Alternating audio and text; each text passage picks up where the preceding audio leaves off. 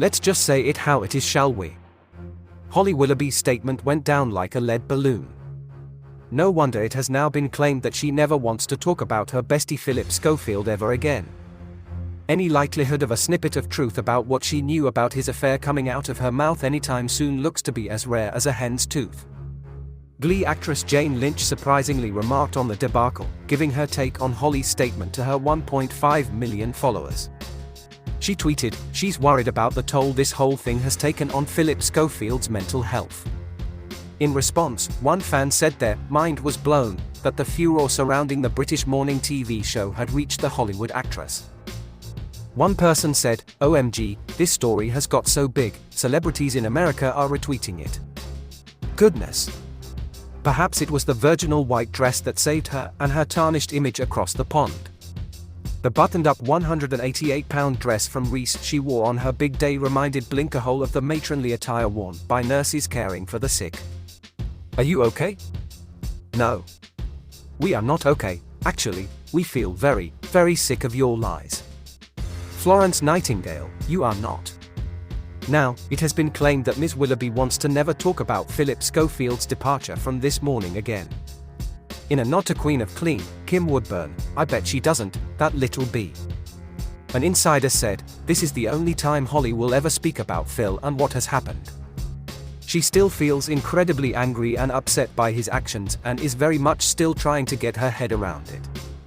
That must be that brass neck she developed as she swanned into the studios of This Morning on Monday." The insider continues. It took a lot for Holly to compose herself and speak about what has gone on in the last few weeks. But people expecting her to sit and pour her heart out will be waiting for a long time. The increasingly astute public have voiced their own opinion on Holly's return to the now infamous couch, branding her statement patronizing, melodramatic, scripted, and soulless. Unconvinced viewers wrote on Twitter, "Horrible message. I'm done. Switched over and won't be watching," and another said, "Amazing how she is emotional one moment and the next she's all giggles, like the cat that got the cream." Blinkerhole thinks Josie Gibson better watch out.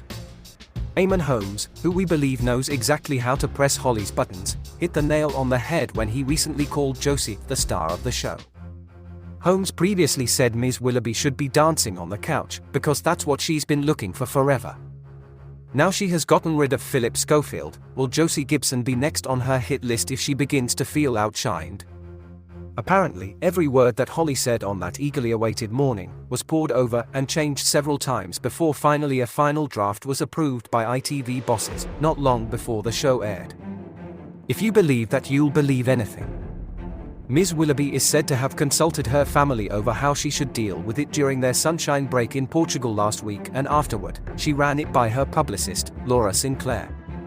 Incidentally, the host's TV production guru Dan Baldwin, Holly's husband, also helped. "We bet he did." One source said, "Holly knew she needed to put the viewers at the forefront of all of this. The show is in dire straits and she sees it as her role to save it. So she personally wanted to get it absolutely right, which meant there were many drafts to be gone through. Eventually, they settled on giving Phil a fleeting mention. As well as getting the messaging right for the audience watching at home, how the statement was reported by all forms of the media was important too. The last thing they wanted was a Phil Shun type headline. It is said that just minutes after the This Morning cameras stopped rolling on statement day, Holly Willoughby embraced her colleagues, sharing her relief that the most difficult day of her career was over. It seems that Holly is now undertaking the arduous task of wiping all traces of her former co-host from her aura. Back in May, she erased him from her Twitter bio, which previously stated, "I was introduced to this by a Twitter legend," before tagging her co-presenter Phillip. Holly's bio now reads, broadcaster, founder of Wild Moon, brand ambassador for Marks & Spencer and Garnier, author of Reflection.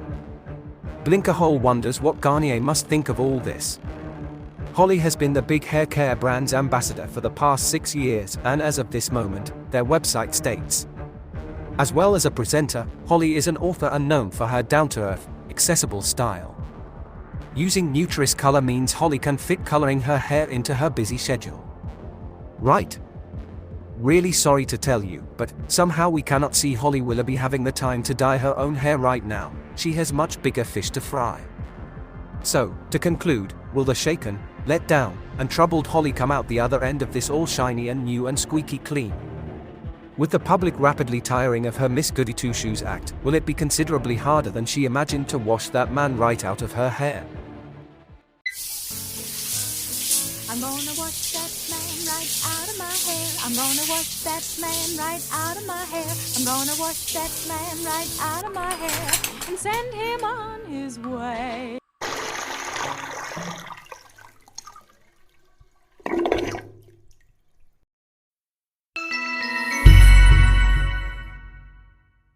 Please like and subscribe for more journeys through the Blinkerhole. For entertainment purposes only.